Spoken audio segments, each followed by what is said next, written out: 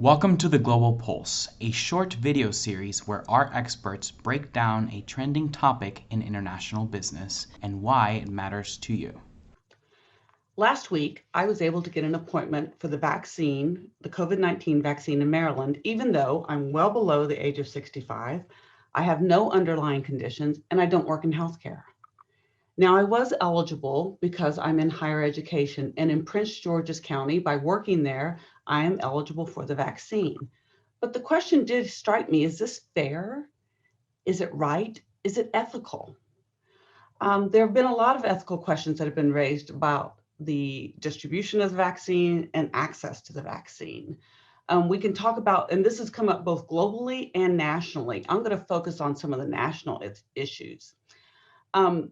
The US has primarily prioritized elderly people, healthcare workers, and people with underlying health conditions. And we're working our way down and through this list, giving access as we go to younger people and people in more broad categories.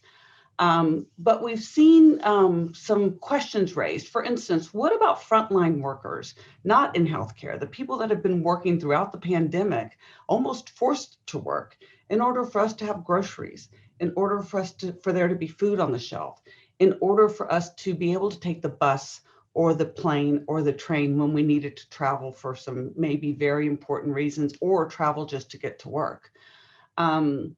This is a rather large group of people, but they have not been prioritized over and above perhaps other people of their same age, even though they are exposed to the public a lot more than many of us who have the privilege to stay home. In the midst of all these rules and regulations, there's been a lot of stories about line skipping, people going to a pharmacy, being able to sign up, and then also saying, can I sign a few of my friends up, and then calling them and having them come in. People doing some vaccine travel to different states that don't check residency, or even to countries, hiring private jets and going to different countries that don't check residency. Massachusetts recently had a rule that if you brought in someone who is 75 or older to get a vaccine, you would also be given the vaccine. And this sounds great because it's a way to get our old folks in to get vaccinated. But what happened immediately was young people started advertising on Craigslist and all over the place saying, I've got a clean car, I'll give you a couple $100, I'll let you listen to whatever music you want to listen to, and I'll look at pictures of your grandchildren if you let me drive you to get the vaccine, knowing that that would then also get them the vaccine. So there have been some challenges there. Now, in Maryland and Virginia, the eligibility is based on age, occupation, and underlying conditions. But that's who's eligible. Who actually gets the vaccine? Well, it's people like me. I'm digitally connected. I have an Apple Watch that beeped when I was out for a walk that said, hey, I've heard that there are some vaccination appointments available at this location. I have a group of friends who email each other when they hear about these things. And I have access to transportation. I have a very flexible job setting. So I'm really privileged in my ability to get that appointment.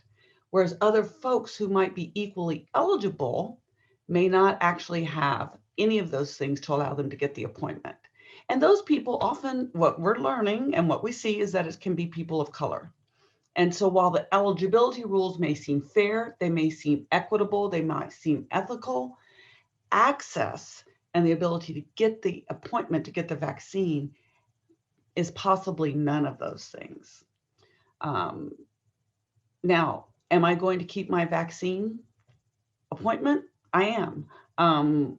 I looked at I am eligible. I looked at my locus of responsibility, meaning how far does my responsibility reach? And in fact, I realized that I don't set the rules for who gets the vaccine. I hope I'm not engaging in a self-serving bias by convincing myself that this is okay.